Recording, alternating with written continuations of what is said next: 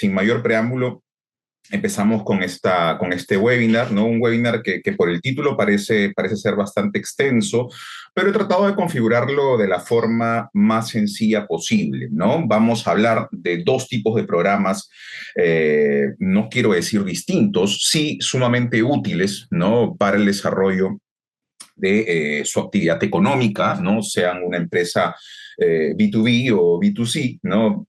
El término o la regulación de datos personales está involucrada y en lo que respecta sobre todo a empresas que brindan servicios y productos al mercado, consumidores, evidentemente el programa de cumplimiento en protección al consumidor y publicidad va a ser sumamente útil, ¿no?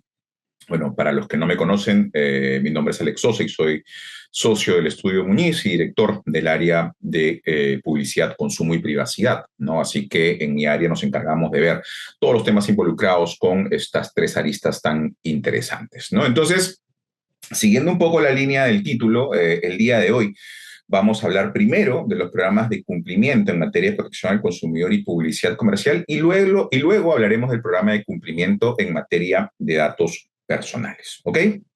Entonces, primera conclusión, ¿no? Que quiero ir desarrollando, ¿no? Y ustedes dirán, pero ¿por qué va a empezar por las conclusiones? Porque se van a dar cuenta que esta exposición dirige sobre todos estos puntos, ¿no? Entonces, la primera conclusión integral, si queremos verlo, ¿no? Para desarrollar un programa de cumplimiento en materia de protección al consumidor o en materia de datos personales es el beneficio que recae en la empresa a la interna.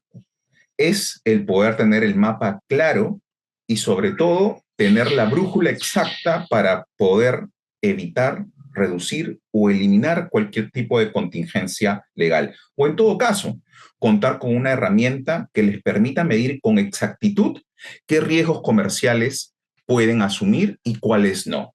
Porque evidentemente, si tenemos claridad respecto de las infracciones o riesgos legales que podemos enfrentar, ello siempre nos va a poder permitir como empresas tomar mejores decisiones comerciales, ¿no? Porque como bien sabemos, nosotros, los empresarios, las empresas, toman decisiones comerciales, ¿no? Entonces, este es un elemento que quiero que lo tengan presente porque es una conclusión, ¿no? Que se desprende de ambos tipos de programas. Pero no hablaremos solamente de este beneficio sumamente importante a la interna de la empresa, ¿no? Y ese que quería destacar en primer lugar porque creo que es ahí, ¿no? Considero que es hacia ese punto al que nos tenemos que dirigir. Pero, evidentemente, también hay beneficios, digamos, más directos, pragmáticos y sobre todo desde un enfoque legal. Cuando hablamos del programa de cumplimiento en protección al consumidor y publicidad comercial, debemos identificar este primer beneficio. ¿Cuál es? El poder blindar al gerente general, el poder proteger a nuestro gerente general. Ustedes dirán, pero ¿esto qué tiene que ver con un tema de protección al consumidor y publicidad? Bueno, mucho, ¿no? Si es que hemos estado atentos, ¿no? A las últimas noticias y resoluciones emitidas por Indecopi, se habrán dado cuenta, ¿no? Que ya se ha convertido en una tendencia imputar, ¿no?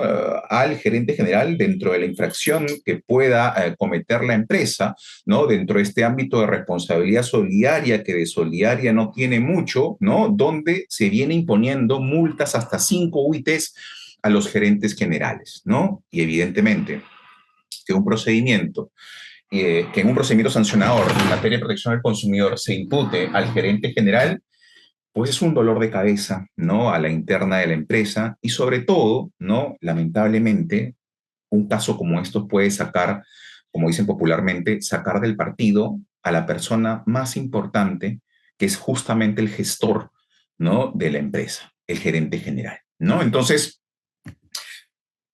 ¿esto de dónde nace, no? ¿De dónde el Indecopi se agarra, no? Para poder sancionar a los gerentes generales. Bueno, esta es una figura que ha estado regulada desde el inicio, ¿no? Del Código de Protección y Defensa del Consumidor, ¿no? Para los que tengan una buena memoria, ¿no? Recordarán que el Código de Protección y Defensa del Consumidor se promulgó allá en el año 2010, ¿no? Han pasado bastante tiempo. Y el artículo 111, pues, estuvo siempre ahí, ¿no? ¿Qué es lo que ha sucedido? Bueno, algunas asociaciones de consumidores empezaron a denunciar no solamente a las empresas, sino también a sus gerentes generales, y esto generó como consecuencia de que la autoridad empiece en un inicio de manera bastante tímida, ¿no?, a imputar a los gerentes generales y a lo que se ha convertido el día de hoy, que prácticamente es un deporte nacional, ¿no? No son pocos los casos en los que se nos viene imputando no solamente a la empresa frente a una eventual infracción al Código de Protección y Defensa del Consumidor, sino también al gerente general. Miremos lo que nos dice el artículo 111 del Código. Nos dice, ojo, excepcionalmente y atendiendo a la gravedad y naturaleza de la infracción, las personas que ejerzan la dirección, administración o representación del proveedor son responsables solidarios en cuanto participen con dolo o culpa inexcusable en el planeamiento, realización o ejecución de la infracción administrativa, ¿no? Y este artículo dispone que este director, gerente general, ¿no?, personal de dirección puede ser sancionado con hasta 5 UITs. El artículo es claro, ¿no? Nos habla de una figura completamente excepcional y en virtud de la gravedad y naturaleza de la infracción. Pero como bien les digo, ¿no?, lamentablemente, desde mi perspectiva, se está aplicando de manera incorrecta este artículo, ¿no?, toda vez que al día de hoy bastará, ¿no?, con que una asociación de consumidores denuncie o un consumidor denuncie e incluya dentro de su denuncia el gerente general para que el Indecopi impute la infracción y pues y genere este dolor de cabeza, pero también en investigaciones de oficio la autoridad lo viene haciendo, ¿no?, lo cual ya hace que esta figura sea mucho más peligrosa, ¿no? Entonces, claro, esta tendencia nace básicamente sobre el uso de los términos y condiciones, ¿no?, en las ofertas comerciales que comunican los proveedores en el mercado, ¿no? El Indecopi, en reiterada jurisprudencia, ya nos ha dicho, ¿no?, que los pasos que se deben cumplir para determinar la existencia de responsabilidad en el gerente general son 3. Primero, esto es obvio, ¿no?, pero siempre es importante mencionarlo. Lo primero que tiene que suceder es que exista la posibilidad, ¿no?, de que un agente económico, que un proveedor incurra, ¿no?, en una infracción a lo establecido en el Código de Protección y Defensa del Consumidor, claro, porque así se va a iniciar un procedimiento de investigación, ¿no?, con una potencial infracción. Luego, que se identifique que la persona involucrada se desempeña en la dirección, administración o representación del proveedor infractor. Claro, a lo largo de esta exposición hablaré siempre o haré una referencia al gerente general, pero si se dan cuenta, el artículo 111 habla del personal de dirección. Puede ser el gerente general, puede ser el director, ¿no? Así que entendamos el concepto de la forma más amplia posible, ¿no?, como personal de dirección. Y finalmente, existirá responsabilidad de este gerente general si se puede acreditar, ¿no?, que su participación, ¿no?, dentro del ámbito de la infracción se realizó con dolo o culpa inexcusable. Y acá viene la parte interesante, ¿no? ¿Por qué? Por dos aspectos, ¿no? ¿Cómo interpreta el Indecopi que un gerente general incurre, ¿no?, en la figura de la culpa inexcusable?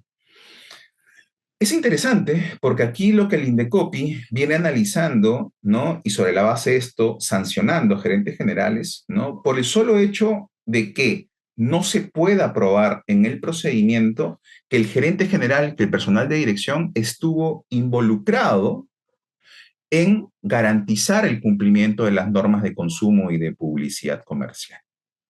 De hecho, este extracto que les estoy poniendo en pantalla nos permite de alguna manera identificar qué es lo que entiende el Indecopi como la labor, ¿no?, que realiza un gerente general dentro de una empresa. En esta resolución del año 2023 se sancionó con 2.6 UITs a un gerente general. Y miren lo que nos dice el Indecopi, ¿no?, respecto de los términos y condiciones y gerentes generales. Nos dice, el gerente general es un personal de dirección de alto nivel dentro de una organización empresarial, por lo que entiende, ¿no?, el Indecopi, que están dentro de su esfera de control aquellas decisiones y o prácticas comerciales de mayor envergadura en las que se incluya los términos y condiciones, señalando que el gerente general tiene el poder, más allá de si lo ejerce o no, de aprobarlos o rechazarlos. Interesante, ¿no? O sea, el Indecopi entiende, ¿no?, que el gerente general, ¿no?, debe estar involucrado en el análisis y revisión de los términos y condiciones, lo cual, ¿no?, para todos los que estamos aquí, ¿no?, si tenemos experiencia trabajando en empresas y sabemos cómo funciona una empresa, pues esta forma de entender, ¿no? El trabajo de un gerente general, pues es completamente errada, ¿no? El gerente general es un gestor, el gerente general es quien finalmente, ¿no? Se encargará de la dirección, ¿no? Y de la actividad económica de la empresa, pero ojo, o sea, ese gerente general no tiene por qué ser abogado, no tiene por qué ser un especialista en temas legales. Como gestor, evidentemente, ¿no? Una medida diligente será que esa empresa, que ese gerente general maneje un departamento legal, ¿no? O se apoye con un despacho legal para revisar los términos y condiciones, ¿no? Entonces, creer, ¿no? Considerar que un gerente general debe estar involucrado en ello, pues a mí me genera una preocupación muy grande, ¿no? Yo siempre lo digo medio en broma, medio en serio, ¿no? Pero si es que mi gerente general lo tengo revisando términos y condiciones, pues tengo que despedirlo, ¿no? O sea, no está cumpliendo realmente su función está más arriba, ¿no? Es una función de gestión, la revisión de términos y condiciones, pues estará a cargo del departamento legal, del despacho, del estudio que ayude a la empresa, del área de marketing, ¿no? Pero el gerente general pero claro, todo empieza por aquí, ¿no? Todo empieza con un Indecopi considerando que el gerente general debe estar involucrado en la revisión de los términos y condiciones, pero esto empeora al año siguiente, en el 2024, hace poco, nada más, ¿no? ¿Por qué? Porque a través de esta resolución que ustedes están viendo en pantalla, la Sala de Protección al Consumidor cambia un criterio y señala que el gerente general tiene funciones claves como asegurar la correcta administración y ejecución de los actos del objeto social del proveedor que concurren en el mercado, tales como construir, entregar la posesión y trasladar de manera oportuna la propiedad de los inmuebles. Claro, esta resolución dentro del ámbito del sector inmobiliario. Pero si la entendemos de forma general, básicamente lo que nos está diciendo es que el gerente general debe estar involucrado prácticamente en el desarrollo del objeto social de la empresa, en el desarrollo de la actividad económica, ¿no? E involucrado en lo que respecta incluso a la parte final de la ejecución de esta, ¿no? Lo que de nuevo les digo, quizá no sea viable en casos de microempresas, de empresas muy chiquitas, ¿no? Pero cuando estamos hablando de empresas grandes, no, esa no es la función de un gerente general, ¿no? Entonces, ¿qué viene sucediendo, no? El Indecopi, cuando inicia estos procedimientos, requiere información, ¿no? Que acredite, ¿no? El nivel de involucramiento que tiene el gerente general con, ¿no? La presunta infracción que ha encontrado, que ha determinado por parte de la empresa, y lo que sucede a menudo es que la empresa, claro, no tiene pruebas que acrediten con exactitud que el gerente general estuvo involucrado, ¿no? En garantizar, mejorar procesos, ¿no? O desarrollar herramientas que permitan cumplir, ¿no? Con las normas de protección al consumidor y publicidad comercial, ¿no? Y ello lo considera finalmente un acto de falta de diligencia, ¿no? Con lo cual utiliza este concepto de la culpa inexcusable para asumir o para identificar una responsabilidad en este gerente general, ¿no? Entonces, esto es complicado, ¿no? Claro, un ejemplo, ¿no? Lo mejor es verlo en la práctica, cómo lo está haciendo, ¿no? Porque finalmente ustedes pueden decir, Sosa está diciendo esto, pero a ver, ¿no? O sea, ¿pasa en la práctica? Sí, ¿no? Acá vemos en esta resolución que se las voy a leer. Miren lo que dice, ¿ah? No dice, la sala, ¿no? Considera que el gerente general, ojo, de manera diligente, debió adoptar todas las medidas necesarias a fin de asegurar que sus términos y condiciones y su política de privacidad no incluyeran cláusulas abusivas, así como que se encuentre debidamente implementadas las hojas de reclamaciones de su libro de reclamación virtual, de acuerdo con lo establecido en la norma. Sin embargo, en el caso particular, queda claro que ninguna de estas medidas fue adoptada, pues como ya se determinó, pone, ¿no? El nombre del gerente general, ¿no? Incurrió en infracción, perdón, pone el nombre de la empresa, incurrió en infracción sin que se haya verificado que el señor, nombre del gerente general, desplegó algún tipo de acción previa a la publicación de las cláusulas antes referidas y a la implementación de las hojas de reclamaciones de su libro de reclamaciones virtual a fin de asegurar que ésta cumplía con la ley. Increíble, ¿no? Pero cierto. Es la forma como está analizando la responsabilidad de los gerentes generales el Indecopi, ¿no? Y las sanciones, pues las ven en pantalla, ¿no? Año 2024, ¿no? 5 UITs, 3 UITs, ¿no? Una UIT en el 2023 empezó con 2.5 UITs, ¿no?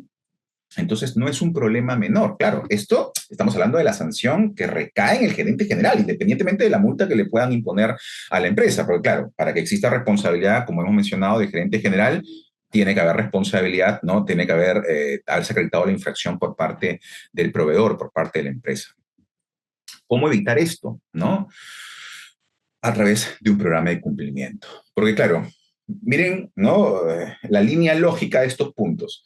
Si es que el INDECOPI encuentra responsabilidad en el gerente general porque no se puede probar que actuó de manera diligente en desarrollar herramientas que garanticen el cumplimiento de las normas de protección al consumidor y publicidad comercial, ¿cómo eliminas este riesgo? Claro, el teórico nos va a decir, tratando de modificar ese artículo 111 que está muy mal. Sí, muy bonito, ¿no? Pero vivimos en la realidad, ¿no? ¿Cómo eliminas este riesgo? Bueno, justamente contando con pruebas que te permitan demostrar a la autoridad de que la gerencia, de que el director, de que el gerente general sí estuvo involucrado en desarrollar herramientas para garantizar el cumplimiento de las normas, porque finalmente se les está sancionando por eso, ¿me entienden?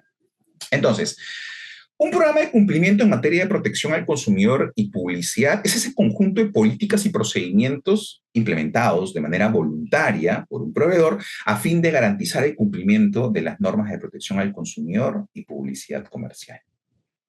Ahora, esto no me lo he inventado yo, ¿no? De hecho, existe una base legal.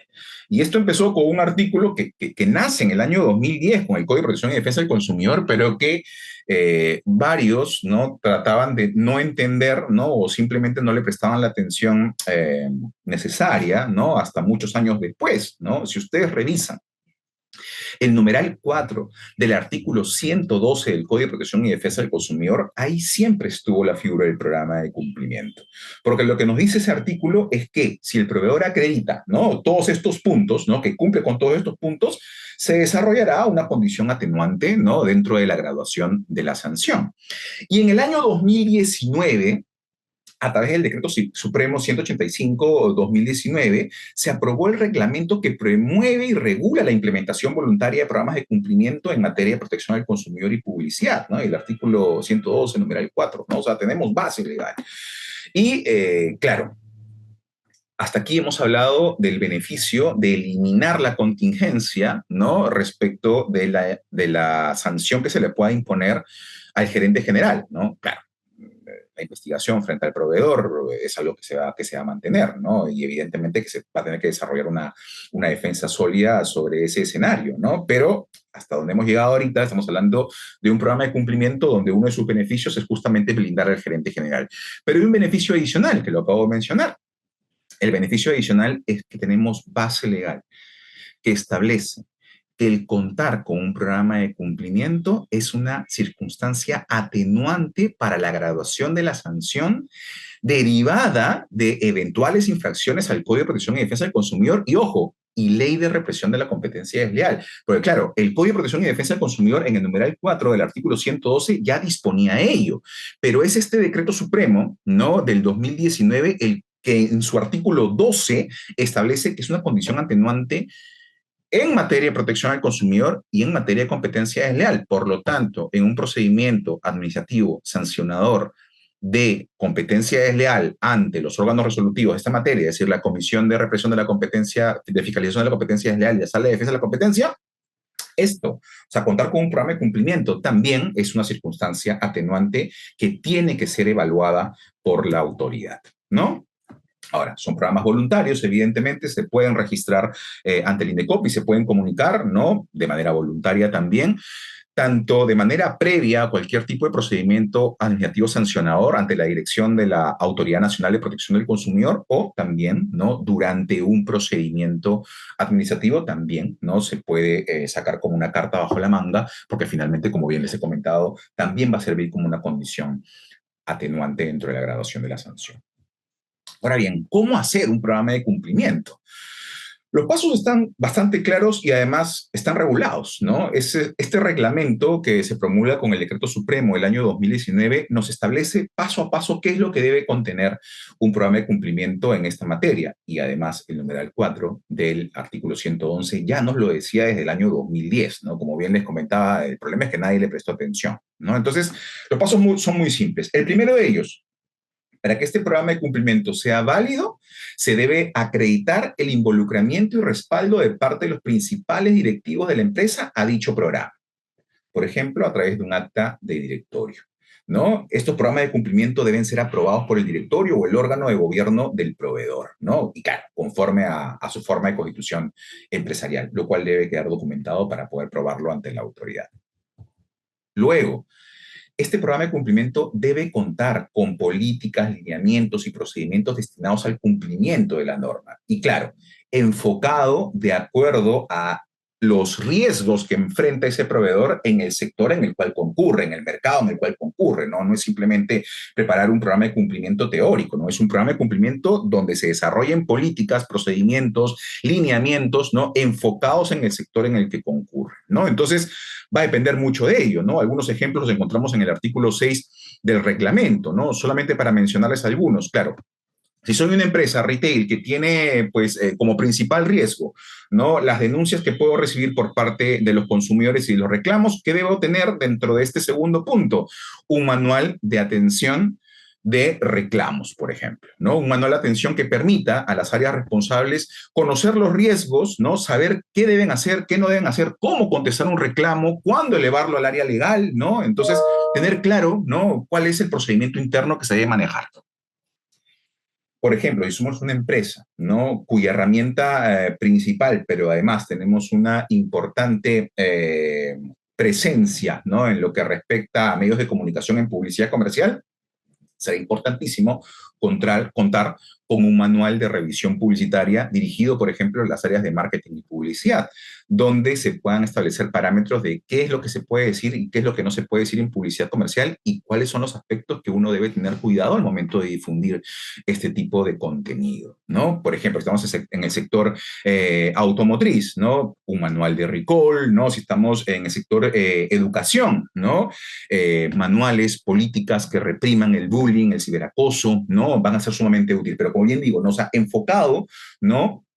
En el sector, en el negocio en el cual concurrimos, ¿no? El sector de viajes, ¿no? Aeronáutico, ¿no? Políticas, protocolos, ¿no? De cómo atender retrasos o cancelaciones de vuelos, ¿no? O sea, todo adaptado al giro del negocio, a la actividad económica de la empresa, ¿no? Entonces, todos los ejemplos que les he mencionado, nosotros, por ejemplo, como área, ¿no? El área de publicidad, consumo y privacidad, desarrollamos programas de cumplimiento, ¿no? Y dentro de este aspecto, dentro de este punto, ¿no? El punto 2, por ejemplo, acá les muestro algunos productos que hemos desarrollado para nuestros clientes, ¿no? Un manual de atención de reclamos, manual de revisión publicitaria, ¿no? Manual de revisión publicitaria, ¿no? Y enfocado siempre, evidentemente, al giro del negocio, ¿no? Entonces, esto es importante, ¿no? De hecho, yo creo que dentro del programa de cumplimiento en materia de protección al consumidor, ese segundo punto es el que debe, ¿no? Concentrarse todas las fuerzas, ¿no? Porque ahí está, ¿no? El corazón del programa de cumplimiento. El tercer punto que debe contar un programa de cumplimiento en materia de protección al consumidor y publicidad es acreditar que existen mecanismos internos para el entrenamiento y educación de su personal en el cumplimiento de la normativa, ¿no? Aquí es importante documentar charlas de inducción, capacitación, cursos virtuales. ¿Cómo lo pruebas, no? Con el reporte del número de cursos dictados a los trabajadores por periodo, con el nombre de las personas encargadas de dictar el curso. Esto es importante, ¿no? Lo va a evaluar el INDECOPI de todas maneras, ¿no? No es que Pepito López, ¿no? te dictó la capacitación, lo cual no tiene nada de malo, ¿no? Pero evidentemente que va a tener más peso, ¿no? Que tengas, ¿no? A un experto, a un especialista, ¿no? Destacado y acreditado en esta materia dictándote estas charlas de capacitación o cursos virtuales, ¿no? El contenido temático de los cursos dictados, el porcentaje de las áreas capacitadas respecto al total de la empresa y evaluaciones realizadas a los trabajadores, ¿no? Esto es lo que siempre recomendamos, además, dentro de nuestros programas de cumplimiento y por lo que muchas veces no nos miran con buenos ojos, ¿no? Porque claro, ¿no? O sea, todos quieren ir a la capacitación, pero cuando ya les tomas el examen, ahí ya no da mucha risa, ¿no? Pero eso es importante, ¿no? Porque es una forma también de documentar que se están desarrollando capacitaciones a la interna de la empresa, ¿no? Aquí les muestro algunas fotos de capacitaciones que hemos dado a nuestros clientes más importantes, ¿no? Y pues evidentemente cómo se documentan todas ellas, ¿no? Lo cual es valioso para un programa de cumplimiento, ¿no? Y como pueden ver también estas capacitaciones, estas charlas, ¿no? Con los programas de cumplimiento que nosotros desarrollamos, yo me encargo personalmente, ¿no? De brindar dichas capacitaciones. Cuarto punto, que el programa cuente con mecanismos de monitoreo, auditorías y para el reporte de eventuales incumplimientos, ¿no? ¿Cómo probar esto? Básicamente con la documentación de auditorías, ¿no? Informes, plan de mitigación de riesgos, reportes de avances periódicos, todo ello sirve. ¿No? Claro, cuando tienes un programa de cumplimiento, esto no puede ser un adorno, ¿no? Tienes que tener forma de poder probar, ¿no? A la autoridad de que es un programa que además sobre el cual existe una fiscalización y monitoreo constante de su funcionamiento y utilidad. El quinto punto es que se debe acreditar de que este programa de cumplimiento cuente con mecanismos para disciplinar internamente los eventuales incumplimientos de la normativa, ¿no? Por ejemplo, a través de los códigos de conducta, ¿no? Incorporar programas de incentivos para los trabajadores, colaboradores que cumplan, ¿no? Con el programa de cumplimiento y evidentemente también sanciones. Y esto evidentemente dentro del marco también de que no nos genere una contingencia desde el ámbito laboral, ¿no? Que es algo que tiene que verse a detalle. Y finalmente, lo que nos pide, lo que nos exige la norma es que se debe probar que estos eventuales incumplimientos son aislados y no obedecen a una conducta reiterada, ¿no? ¿Qué significa esto, no? Significa básicamente de que este programa de cumplimiento va a servir sin duda, ¿no? Pero siempre y cuando puedas probar que lo estás utilizando, ¿no? Porque si de pronto, ¿no? En un año tienes, por darles un ejemplo, o sea, 100 sanciones, ¿no? Por temas de falta de idoneidad, ¿no? Y tienes un programa de cumplimiento que tiene políticas para corregir eso, bueno, en realidad ya no estás frente a una conducta aislada, estás frente a una conducta sistemática, o sea, que tienes como resultado ahí, que tienes un programa de cumplimiento de adorno, me decían. Entonces, eh, ojo, ¿no? Ahora sí, saltamos un poquito a la casuística, ¿no? Les comentaba de que los principales problemas, ¿no?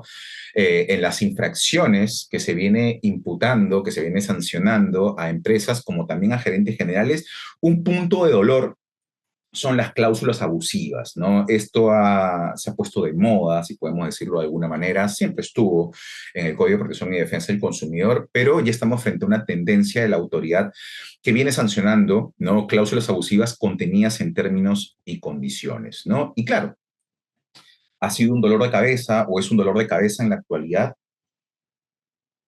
porque no son pocas las empresas que frente a un riesgo de detección que era mínimo hace unos cuantos años atrás, de seguro, de manera quizás no tan diligente, han estado copiando y pegando los términos y condiciones que utilizaba pues, el competidor, ¿no? O lo que ven que en el mercado se suele consignar como términos y condiciones. Entonces, durante años, ¿no?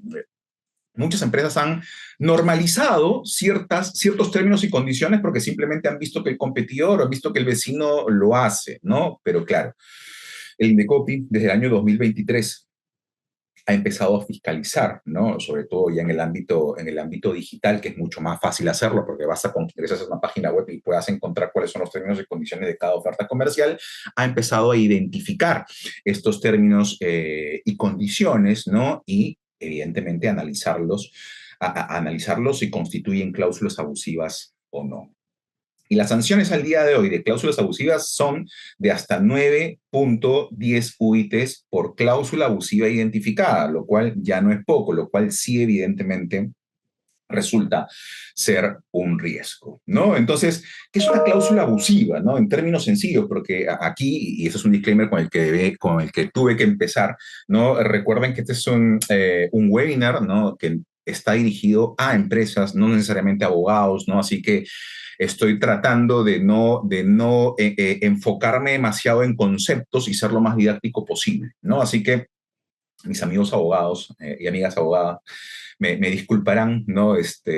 Si no utilizo algunos tecnicismos que para mí son innecesarios dentro de una exposición que no tiene solamente público a abogados, ¿no? Entonces, ¿qué es una cláusula abusiva, ¿no? En términos concretos, simples? Una cláusula abusiva es una cláusula que pondrá en una situación de desventaja injustificada al consumidor. Y estas las encontramos en contratos de adhesión. ¿Ok? Entonces, El Código de Protección y Defensa del Consumidor establece, ¿no?, que las cláusulas abusivas de ineficacia absoluta, ¿no?, son las siguientes, las cuales se van a tener como no puestas, ¿no? Acá he puesto algunos ejemplos didácticos, vamos a mencionar unas cuantas nada más, porque si no, nos quedamos hasta las 11 de la mañana aquí, ¿no? Por ejemplo, nos dice que son cláusulas abusivas de ineficacia absoluta las que excluyan o limiten la responsabilidad del proveedor o sus dependientes por dolo o culpa, o las que trasladen la responsabilidad del consumidor por los hechos o omisiones del proveedor, ¿no? Por ejemplo, el término de condición, la cláusula incluida en términos y condiciones que te diga, una vez adquirido el producto, no se aceptan reclamos de ningún tipo. ¿Cuánto nos hemos topado con cláusulas de esta naturaleza? Esto es claramente, o sea, sumamente peligroso, ¿no? Porque el reclamar es un derecho de los consumidores. Tú no puedes imponer una cláusula en los términos y condiciones donde se prohíba, ¿no? O donde el consumidor renuncia a interponer un reclamo. Es su derecho, ¿no? Las que faculten al proveedor a suspender o resolver unilateralmente un contrato, salvo disposición legal distinta o la aplicación de normas prudenciales debidamente sustentadas emitidas por la autoridad correspondiente. Por ejemplo, si no hay productos, la cláusula que te dice, ¿no? Si no hay productos disponibles en stock, le devolveremos el monto pagado en 5 días, ¿no? Ya la autoridad ha señalado, ojo, aquí independientemente de que sea correcto o incorrecto, ¿no? Ya la autoridad ha señalado que si estamos dentro del ámbito del comercio electrónico, ¿no? Transacciones comerciales a través de vías electrónicas, ¿no? Y una oferta comercial tiene términos y condiciones, y esta te dice, la cláusula que tiene esos términos y condiciones te dice, ¿no? Tu compra está sujeta al stock del producto, ¿no? Si es que no hay stock, te hacemos la devolución. Ya la autoridad ha señalado que es una cláusula abusiva. ¿Por qué? Porque es el proveedor, dice la autoridad, quien tiene pues la ventaja o la mayor posibilidad de conocer en tiempo real cuál es el stock que tiene disponible del producto. Como les digo, ¿no? Yo puedo discrepar, ¿no? Totalmente con esta disposición, pero finalmente es lo que existe en la realidad. Y luego tenemos las cláusulas abusivas de ineficacia relativa, ¿no? Algunos ejemplos que nos menciona en este listado enunciativo del artículo 51 del Código. Las que impongan obstáculos onerosos o desproporcionados para el ejercicio de los derechos reconocidos al consumidor en los contratos, ¿no? Por ejemplo, para interponer tu reclamo tienes que acercarte, ¿no?, al 5º piso de nuestra oficina ubicada en Chaclacayo, ¿no? Ya, ¿no? Parece, ¿no?, que estás incorporando un obstáculo completamente desproporcionado, ¿no?, para la interposición de tu reclamo, ¿no? Las que establezcan la prórroga automática del contrato, fijando un plazo excesivamente breve para que el consumidor manifieste su voluntad de no prorrogarlo, ¿no? Por ejemplo, esta cláusula, ¿no?, real además. Al terminar la membresía tiene 2 horas para cancelarla, si no, se extenderá 6 meses más, ¿no? Claro, lo de las 2 horas fue una exageración, ¿no? Para que nadie se sienta identificado, ¿no?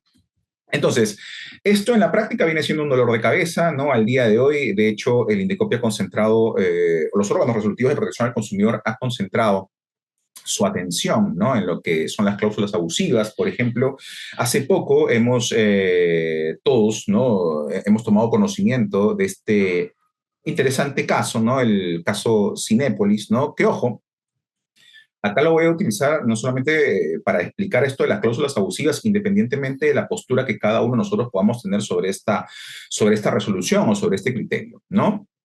Aquí son 2 cláusulas las que se identificaron como potenciales infracciones, ¿no? La primera nos decía lo siguiente, vamos al pantallazo, ¿no?, que es lo que tenía esta cláusula, ¿no? Nos dice, y he resaltado ahí, ¿no? Los boletos comprados a través de este sitio no son reembolsables por dinero a menos que sea legalmente requerido. Los boletos comprados son válidos únicamente en el cine, película, horario, sala y ubicaciones para el cual se adquirieron y no pueden ser cambiados por otro cine, película, horario, sala y ubicación. Una asociación de consumidores denunció esta cláusula señalando que sería una cláusula abusiva, ¿no?, porque no permitiría que el consumidor, ¿no?, pueda utilizar el boleto comprado, ¿no?, para cambiar de horario, sala y ubicaciones. Este extremo fue declarado infundado por parte de la Sala de Protección al Consumidor, porque, en primer lugar, como ustedes pueden ver del elemento resaltado y sobre todo el amarillo, sí permitía la devolución, ¿no? Porque finalmente te dicen, los boletos comprados a través de este sitio no son reembolsables por dinero a menos que sea legalmente requerido. Y existe una disposición legal contenida en el artículo 97 del Código de Protección y Defensa del Consumidor que establece, ¿no?, los escenarios en los cuales un consumidor puede solicitar el reembolso, la devolución, la reparación o el cambio del producto, ¿no? Entonces, ahí te está señalando claramente de que sí puede aplicar ese reembolso, ¿no?, cuando estés dentro de estas condiciones. Y luego, claro, acá hay una restricción, ¿no? Que te dice los boletos comprados son válidos únicamente en el cine, película, horario, sala y ubicaciones para el cual se adquirieron, ¿no? Pero no es una restricción abusiva, no es una cláusula abusiva. ¿Por qué? Porque existe justificación y la justificación es clara, ¿no? O sea, hay un tema de aforo, ¿no? El considerar o el establecer de que si tú compras un ticket para una determinada película, para un determinado horario, tú lo puedas utilizar, ¿no? Y cambiar cuantas veces tú quieras, ¿no? Para la sala siguiente o para el horario siguiente, bueno, puedes perjudicar a otros consumidores, ¿no? Evidentemente, la venta de los tickets se hace de acuerdo al aforo, ¿no? Y evidentemente, pues debe haber un control por parte de ello. Entonces, existe justificación en esta restricción, no resulta ser una cláusula abusiva y además acá la Sala de Protección al Consumidor destaca, ¿no?, de manera bastante adecuada que en el Perú no existe la figura del derecho al desistimiento, ¿no? Por lo menos no hasta el día de hoy, ¿no? Así que existe una justificación válida para establecer esta restricción, ¿no? Acá, en esta cláusula, no estamos frente a una cláusula abusiva. Pero en esta misma resolución, se consideró que si era una cláusula abusiva la que están viendo en la parte de abajo, ¿no? Cinépolis se reserva el derecho a admisión de alimentos y bebidas que no hayan sido adquiridos al interior del cine, es decir, en sus dulcerías y dependencias destinadas a la venta de alimentos y bebidas, ¿no? Esta es la restricción sobre la cual además se está haciendo toda esta noticia, que como les digo, ¿no?, en este espacio no me voy a detener a criticar a la autoridad, ¿no? Ya tendré un espacio para dar mi opinión sobre el particular, pero ojo, en lo que respecta a cláusulas abusivas, ¿qué es lo que dice la Sala de Protección al Consumidor? En primera instancia se había determinado de que esto no era una cláusula abusiva. Revoca, ¿no?, ese extremo y dice, sí, estamos frente a una cláusula abusiva. ¿Por qué? Porque no se ha probado que existe una justificación objetiva para esta restricción.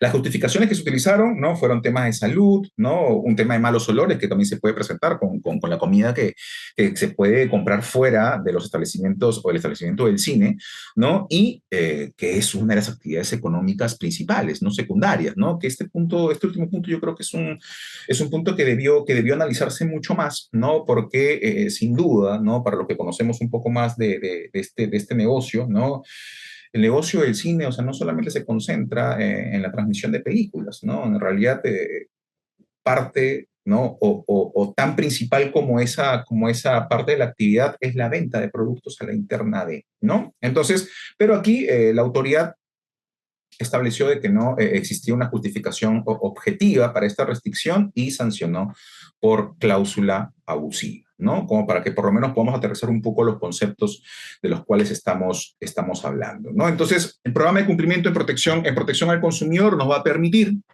¿no?, en primer lugar, como ya había mencionado, tanto para ambos programas, ¿no?, nos va a permitir tener, ¿no?, un mecanismo interno que nos garantice el cumplir con las normas de protección al consumidor y publicidad en este caso, y además tener la seguridad jurídica de cuáles son los riesgos a los que nos enfrentamos en nuestra actividad comercial, ¿no? Lo cual es importantísimo. Pero además, como he mencionado, un programa de cumplimiento en protección al consumidor nos permitirá blindar al gerente general, la persona más importante, ¿no?, de nuestra empresa, y además servir como un mecanismo, como una herramienta que debe ser considerado como una circunstancia atenuante en la graduación de la sanción.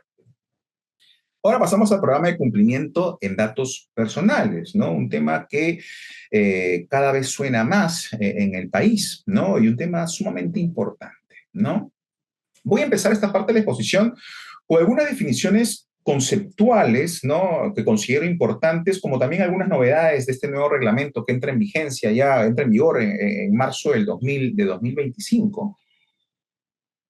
¿Por qué? Porque a menudo, ¿no?, nos encontramos con algunas consultas, ¿no?, que nos señalan, no, yo no estoy tratando, o que nos dicen, no, no estoy tratando datos personales porque yo soy una empresa B2B, ¿no? O sea, simplemente yo no contacto con consumidores, ¿no? Mi relación es de empresa a empresa, ¿no? Entonces, por lo tanto, yo no trato datos personales. Ojo, ¿no? O sea, en realidad aquí, ¿no? Las relaciones empresa a empresa o empresa a consumidor, todo tipo de empresa está involucrado dentro de la regulación de datos personales porque todas las empresas manejan datos personales, ¿no? Como bien siempre señalo, los datos personales no solamente van a ser esos datos personales de tus clientes o consumidores que sean personas naturales, maneja datos personales de colaboradores, trabajadores, postulantes a puestos de trabajo, si tienes cámaras de videovigilancia, la imagen de cada una de las personas que es captada es un dato personal, ¿no? Si ingresan reclamos, ¿no? Ese es un tratamiento de datos personales, ¿no? La prospección publicitaria, segmentación de perfiles, olvídense, ¿no?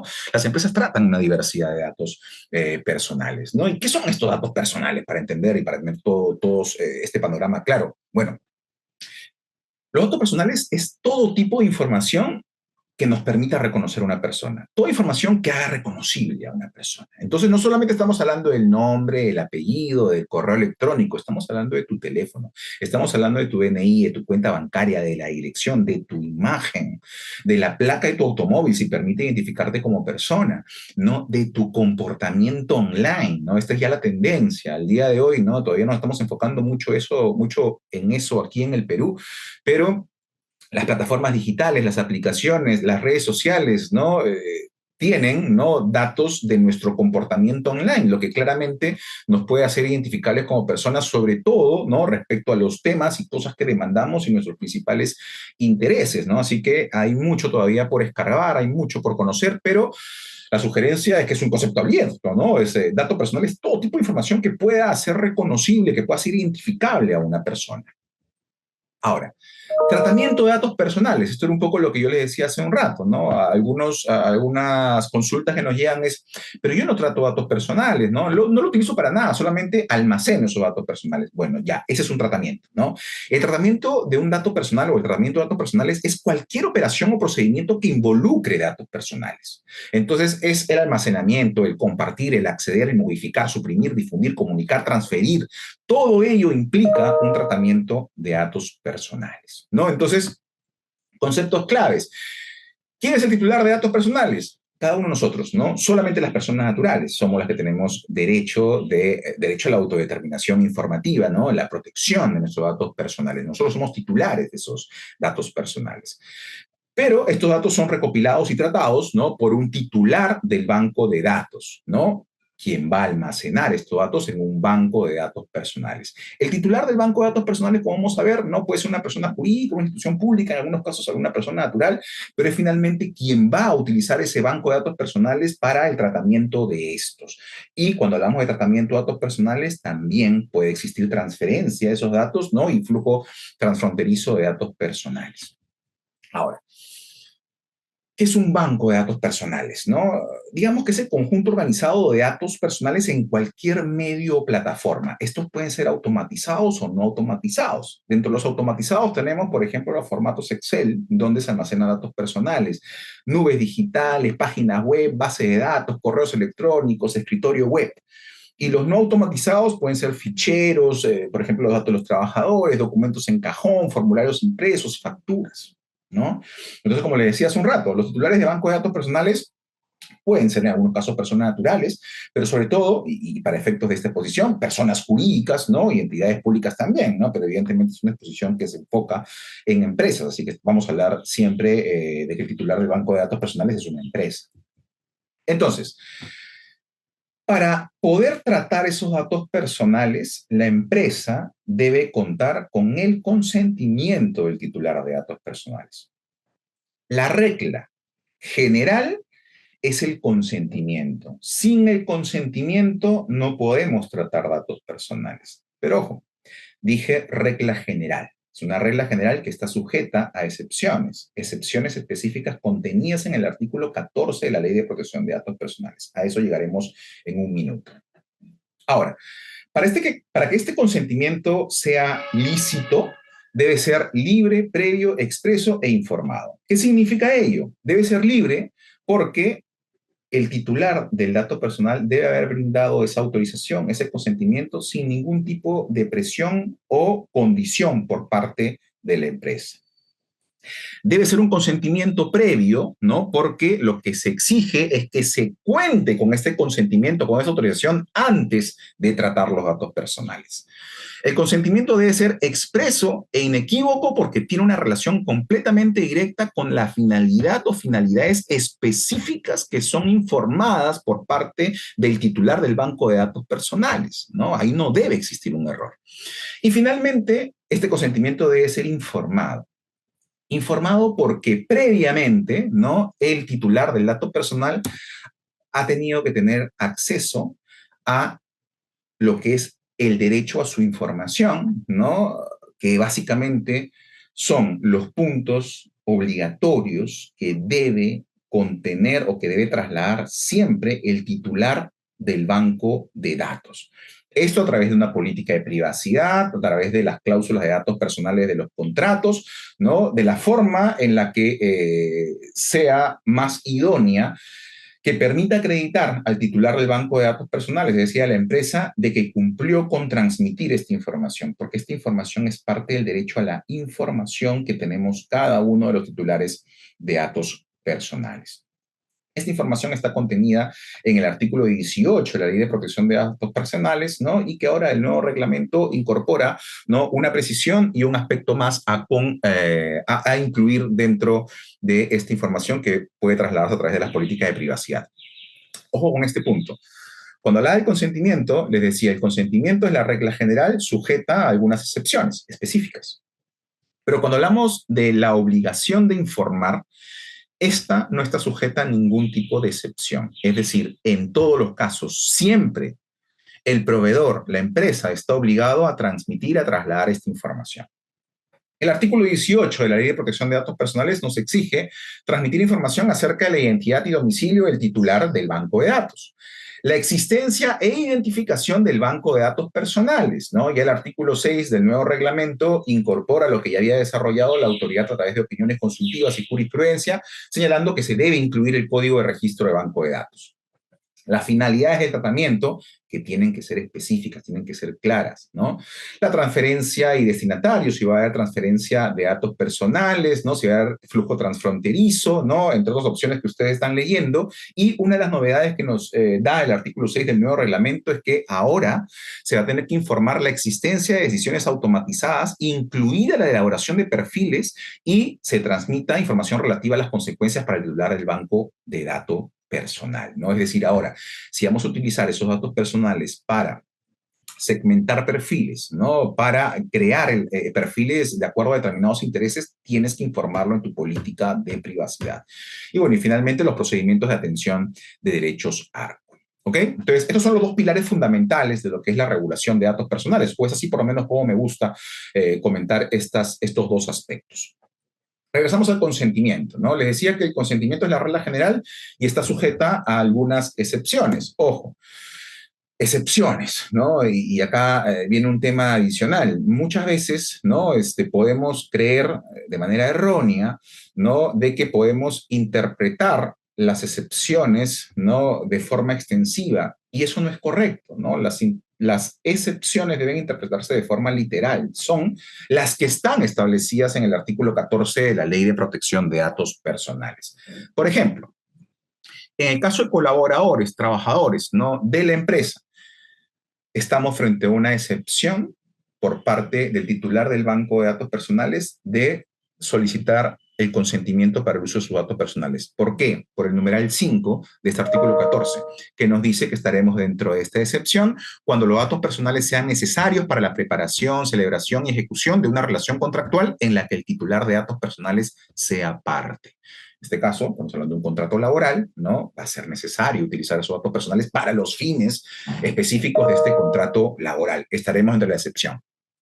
Pero, siguiendo ya lo que les vengo diciendo desde la diapositiva pasada, la excepción va con el consentimiento, pero yo no tengo ninguna excepción en lo que respecta a la obligación de trasladarle toda la información a mi colaborador de lo establecido en el artículo 18, ¿no? De la Ley de Protección de Datos Personales, ¿no? Derechos ARCO, quién va a almacenar eso del banco de datos, las finalidades, ¿no? Todo lo que he comentado hace un rato.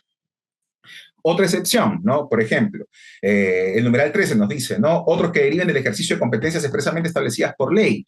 Por ejemplo, en el caso del libro de reclamaciones, ¿no? Y esto ya se está volviendo una, digamos, tendencia en jurisprudencia por parte de la Autoridad Nacional de Datos Personales, lo cual me parece correcto. Ojo, en el caso del libro de reclamaciones, ¿no? Estamos dentro, la empresa, ¿no? El proveedor está dentro de una excepción de solicitar el consentimiento para el uso de datos personales porque, ¿no? Este derecho de interponer un reclamo se deriva de una norma. O sea, todos nosotros como consumidores tenemos el derecho de interponer reclamos. Es más, ¿no? El establecer un mecanismo para recabar el consentimiento antes de interponer el reclamo incluso podría ser considerado como una traba, como un obstáculo para ingresar el reclamo. No es necesario hacerlo porque estás dentro de la excepción. ¿Sobre qué no tienes excepción? Para seguir el ejemplo anterior, sobre la obligación de trasladar toda la información exigida en el artículo 18. Es decir, tu libro de reclamaciones debe contar sí o sí con una política de privacidad donde incorpores toda la información obligatoria establecida en ese artículo 18, ¿no? Respecto al tratamiento de datos personales que vas a realizar. ¿Ok? Entonces ahí ustedes pueden leer cada una de las excepciones contenidas en el artículo 14 de la Ley de Protección de Datos Personales, ¿no? ¿Cómo se recopila válidamente el consentimiento? Bueno, en la medida que tenga la forma de probar, ¿no? Que se cuenta con el consentimiento de forma escrita, virtual o por teléfono, pero tienes que tener, ¿no? La forma de probarlo. El registro de banco de datos, ¿no? Como bien mencionaba hace unos minutos, ¿no? Recuerden, las empresas manejan una diversidad de datos personales, no solamente los consumidores, clientes o potenciales clientes que sean personas naturales, sino también de proveedores, personas naturales, de trabajadores, colaboradores, postulantes a puesto de trabajo, la imagen, ¿no? Que queda grabada en las cámaras de videovigilancia, los datos personales que ingresan por libro de reclamaciones, entre otros. Se deben registrar esto como banco de datos personales, ¿no? La inscripción no significa trasladar todos esos datos a la autoridad, ¿no? Es, ¿no? Una declaración jurada. Tú informas, ¿no? Declaras a la autoridad, ¿no? Que manejas esos datos personales, ¿no? Las sanciones aquí, ¿no? Por el hecho de no contar con bancos de datos personales, pues existen sanciones económicas. Algunas novedades con el nuevo reglamento las tenemos, ¿no? Ahora, con el nuevo reglamento, es decir, a partir de marzo del 2025, la inscripción de banco de datos será gratuita, ¿no? Incluyendo la modificación y cancelación de la inscripción.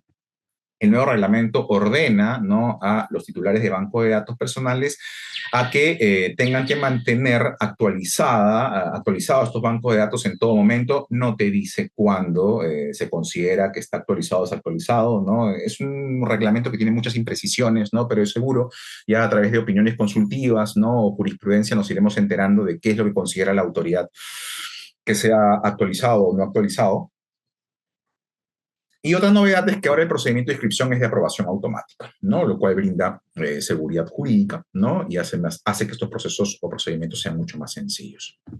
Los derechos ARCO, ¿no? O sea, como ya he señalado hace un rato, las políticas de privacidad deben contener los procedimientos para que los titulares de datos personales puedan ejercer sus derechos ARCO, ¿no? El derecho de acceso, de rectificación, cancelación y oposición. La medida de seguridad, ¿no? La Ley de Protección de Datos Personales establece como obligación para los titulares de banco de datos contar con medidas técnicas, legales y organizativas de seguridad, ¿no? Y ahora la novedad que tenemos con el nuevo reglamento es que a partir de su entrada en vigor, se van a tener que reportar de manera obligatoria los incidentes de seguridad en materia de datos personales, ¿no?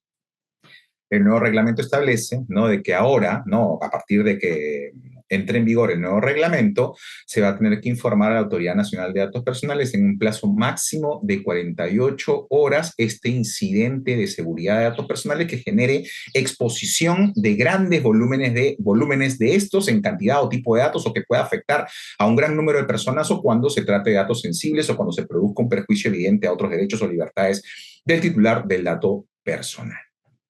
Si se supera este plazo, es decir, los 48 horas, se debe justificar el por qué con pruebas, ¿no? Y pues no hay ningún tipo de excepción en la comunicación de esto. Pero también el nuevo reglamento impone, ¿no? Que se debe informar al titular de datos personales afectados sobre este incidente, ¿no? Y sobre todo las medidas adoptadas. Acá sí hay una excepción, ¿no? Si es que este incidente de seguridad no generó, ¿no? Una afectación a el titular de datos personales y se corrigió antes que esto suceda, pues todo bien, ¿ya? Entonces, también el nuevo reglamento establece la obligación de implementar protocolos que permitan cumplir con el principio de responsabilidad proactiva, que ya lo veremos dentro de unos cuantos minutos. Oficial de datos personales, esto nos viene preocupando, ¿no?, a muchas empresas. ¿Es obligatorio que todas las empresas tengan oficial de datos personales? No. De hecho, el artículo 37.1 del nuevo reglamento establece cuáles son las empresas obligadas, ¿no?, a contar con oficial de cumplimiento, ¿no? Y nos dice, ¿no?, que esta obligación recae en las empresas que manejen grandes volúmenes de datos personales, ¿no?, utilicen datos sensibles, o sea, parte de su actividad económica ello, ¿no? Claro, un poquito impreciso, ¿no? Porque esto de grandes volúmenes de datos personales, ¿cuánto es? ¿No? 100, 200, 1000, 1 millón, ¿no? Es algo que seguro nos iremos enterando a través de opiniones consultivas, ¿no?, y jurisprudencia por parte de la autoridad, ¿no? Un grupo empresarial, ojo, nos dice el nuevo reglamento, puede nombrar un único oficial de datos personales siempre que sea fácil contactarlo desde cada establecimiento, como también este oficial de datos personales puede ser ya un colaborador de la empresa, no es un trabajo de dedicación exclusiva, como también puede ser un externo. El nuevo reglamento establece, ¿no?, cuándo entrará o cuándo esta obligación entrará en vigor para cada tipo de empresa de acuerdo a sus ventas anuales, ¿no?, en UITs, ¿no? Por ejemplo, y esto a partir de la publicación del reglamento, ¿no? Las empresas con ventas anuales superiores a 2.300 UITs a partir del 30 de noviembre del 2025 estarán obligadas a contar con oficial de datos personales. Y en el otro extremo, las microempresas con ventas anuales de hasta 150 UITs, ¿no?, van a estar obligadas a partir del 30 de noviembre del 2028. ¿Cómo elegir un oficial de datos? Bueno, acá está lo complicado, ¿no? La norma nos dice que debe ser de acuerdo a sus cualidades profesionales y en particular a sus conocimientos y práctica en materia de protección de datos personales debidamente acreditados, ¿no? Lo cual suena bonito, ¿no? Pero hay un pequeño problema que enfrenta el Perú en general, ¿no? Y es que los especialistas, ¿no?, acreditados en materia de datos personales son poquitos, ¿no? Entonces, en realidad acaba de haber un problema de oferta y demanda bien, bien interesante, ¿no? Entonces, ¿cómo acreditar, ¿no?, que se cuenta con estas características? Bueno, experiencia profesional acreditada, de seguro grados académicos, actividad académica, ¿no? Serán aspectos a considerar por parte de la autoridad. ¿Cuáles van a ser las funciones de este oficial de cumplimiento? Asesorar al titular del banco de datos sobre la regulación de esta materia, verificar e informar, lo cual significa capacitar al personal de la empresa sobre regulación y políticas internas, por ejemplo, la elaboración de un código de conducta, ¿no? El oficial de cumplimiento, como sugerencia, debería, ¿no?, contar con un código de conducta para el manejo de sus funciones dentro de la empresa. Cooperar con la Autoridad Nacional de Datos Personales. El nuevo reglamento establece que ese oficial de cumplimiento es el principal punto de contacto. ¿Ok? Ahora, claro, acá hay algo interesante, ¿no? El nuevo reglamento nos dice que el titular del banco de datos o el responsable o encargado del tratamiento debe publicar los datos del oficial de cumplimiento u oficial de datos personales en un lugar visible, ¿no? Pero ahí queda, ¿no? ¿Cuál es el lugar visible, no? Mi hipótesis es que es en la política de privacidad, ¿no? Pero por lo menos la norma no nos dice nada sobre ello, ¿no? Y claro, los datos del oficial de datos personales designado o su actualización deben ser comunicados a la Autoridad Nacional de Datos Personales dentro de los 15 días siguientes de este nombramiento. Ahora, aquí quiero romper un mito que seguro no, para ustedes no lo es, porque si están en esta exposición es porque están interesados en el tema. Pero aquí el riesgo de detección de incumplimiento de la regulación de datos personales es alto, ¿no? O sea, nos pasa a menudo que nos mencionan, ¿no? Oye, pero no creo, ¿no?, que esté dentro del radar de la Autoridad Nacional de Datos Personales. Yo diría todo lo contrario, ¿no? En realidad es muy fácil, ¿no?, que la autoridad pueda detectar una infracción, ¿no? Por ejemplo, canales de detección bastante sencillos, páginas web y plataformas digitales, ¿no? La autoridad, con una simple revisión de políticas de privacidad contenidas en tu página web, ¿no? O si estás utilizando cookies, ¿no?, para el tratamiento de datos personales, ya tienes ahí un punto con el cual vas a ser claramente identificable para el inicio de una investigación. O si en tu página web o plataforma digital que manejas, la autoridad identifica la recopilación de datos personales sin el consentimiento, que también es un clásico. En redes sociales, ¿cómo te puede identificar? Bueno, si estás haciendo uso de publicidad programática, ¿no? Que es la publicidad que hace uso de algoritmos para segmentar perfiles y dirigir la publicidad comercial de acuerdo a los intereses. Claro, acá perderíamos no, o sea, pero nos tomaría mucho tiempo explicar cómo funciona la publicidad programática comportamental, porque es contextual, porque puede ser también por comportamiento, ¿no? Hay todo un tema ahí. De hecho, si quieren conocer un poquito más, tengo artículos que pueden encontrar en Google Académico disponibles, ¿no? Sobre esta figura y también algunos videos que mis redes sociales he compartido sobre lo que es la publicidad programática, ¿no? Pero, claro, la publicidad programática es una forma a través de la cual la autoridad va a poder identificar que hay empresas anunciantes que están segmentando perfiles para el envío de su publicidad comercial. O también, por ejemplo, si la autoridad identifica que en una red social se está utilizando la imagen de personas en publicidad comercial, porque como bien sabemos, la imagen es un dato personal y se debería contar con el consentimiento para ello. Por ejemplo, y eso también aplica con páginas web. No son pocos los colegios que han sido sancionados por la Autoridad Nacional de Datos Personales porque ha utilizado como parte de su página web o publicidad comercial la imagen de alumnos, ¿no? Sin contar con el consentimiento de sus tutores, ¿no? Entonces, es un tema, como les digo, claramente y de manera muy fácil detectable por parte de la autoridad. En aplicaciones móviles, ¿no? Por ejemplo, hay muchas empresas que utilizan el WhatsApp como canal formal de comunicación. Todo bien, ¿no? Porque finalmente si tienes un canal de WhatsApp de comunicación en el que invitas a los consumidores a que puedan interactuar contigo, te puedan hacer preguntas acerca de tu oferta comercial, va bien, porque finalmente es el consumidor el que se va a poner en contacto contigo, ¿no? Para pedirte información. Pero ojo, lo que no te puede faltar si vas a utilizar un canal de WhatsApp como un mecanismo de comunicación con los consumidores, mecanismo formal de comunicación con los consumidores, pues debes tener una política de privacidad que contenga toda la información obligatoria contenida en el artículo 18 de la Ley de Protección de Datos Personales. Si no, estarás dentro de una infracción. Hace poco, nada más, la Autoridad Nacional de Datos Personales sancionó a una empresa por no consignar sus políticas de privacidad en su canal de atención por WhatsApp y lo sancionó con 10.5 UITs. Y claro, otra forma de ser detectable con mucha facilidad, ¿no? Es el registro de banco de datos, ¿no? Pero claro, si tú eres una empresa, ¿no? Que crees que no te van a detectar, pero no has registrado tus bancos de datos, bastará con que la autoridad simplemente revise, ¿no? Su sistema, ¿no? Y si, pues no tienes banco de datos registrados con tu razón social, existe una alta probabilidad, ¿no? En bonito, ¿no? De que estés dentro del ámbito de la infracción, ¿no? O si también puede la autoridad ver de que no has actualizado ese registro de banco de datos. Entonces, el riesgo de detección, como ven, es alto, ¿no? O sea, en línea, ¿no? De forma digital es muy fácil de poder detectar si una empresa no está cumpliendo con la regulación. El nuevo reglamento nos incorpora dos nuevos principios. Los principios son importantísimos, ¿no? Porque, claro, he hablado hace un rato del pilar del consentimiento y el derecho a la información. Pero ojo, muchas veces se comete el error de creer que porque cuentas ya con el consentimiento puedes hacer absolutamente lo que quieras con esos datos personales porque la finalidad, ¿no? que informas en tu política de privacidad es voy a utilizar tus datos personales para esta oferta comercial y además para todos los usos que yo considere conveniente, ¿no? Ojo, es un ejemplo exagerado, ¿no? Pero que puede ser un caso real. Ojo, ahí tu consentimiento no va a ser válido porque no va a cumplir con el principio de proporcionalidad y menos con el principio de calidad. ¿Ya? Entonces, los principios contenidos en la Ley de Protección de Datos Personales, reglamento y ahora nuevo reglamento, son principios vinculantes.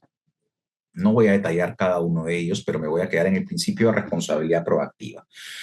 Principio nuevo, ¿no? Que se incorpora con el nuevo reglamento, pero que es el que nos permite hacer el enlace concreto con la relevancia de contar con un programa de cumplimiento. ¿Por qué?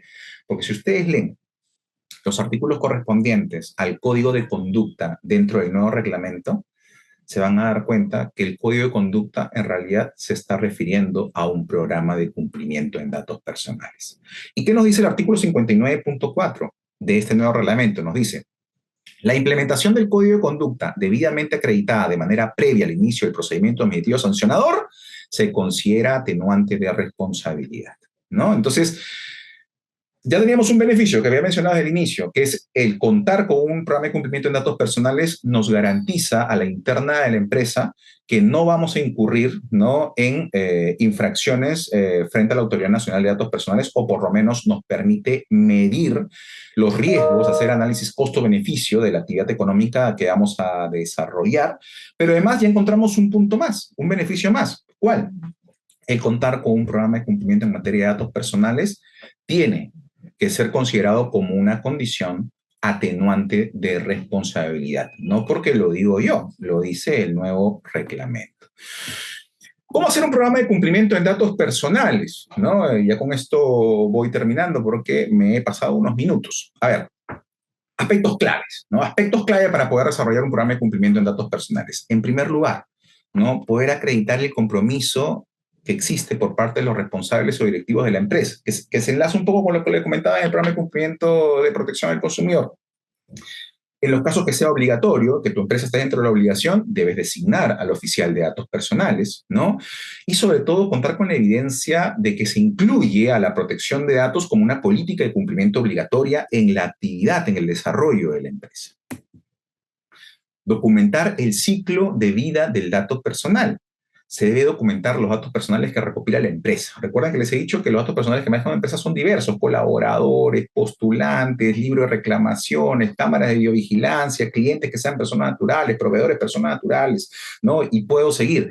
Hay que documentar, ¿no?, todos esos datos personales. No basta solamente con registrar el banco de datos, sino que tienes que tener completamente mapeado cuáles son esos canales a través de los cuales estás recibiendo datos personales y cómo los estás tratando, ¿no? Así que será importantísimo, por ejemplo, definir políticas de retención y eliminación de datos también dentro de un programa de cumplimiento.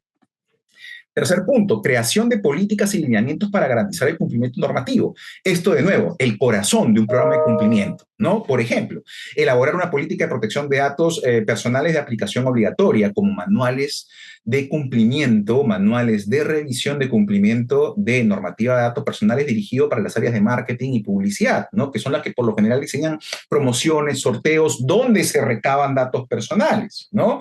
Por ejemplo, políticas, lineamientos, ¿no?, para el manejo correcto de datos personales a las áreas de recursos humanos, importantísimas, que son las que trabajan, las que tratan datos personales de nuestros trabajadores, colaboradores, pero sobre todo postulantes. Dos, implementar procedimientos para recopilación, almacenamiento y eliminación de datos personales. Claro, si tú tienes procedimientos claros, vas a poder seguir la trazabilidad de ellos.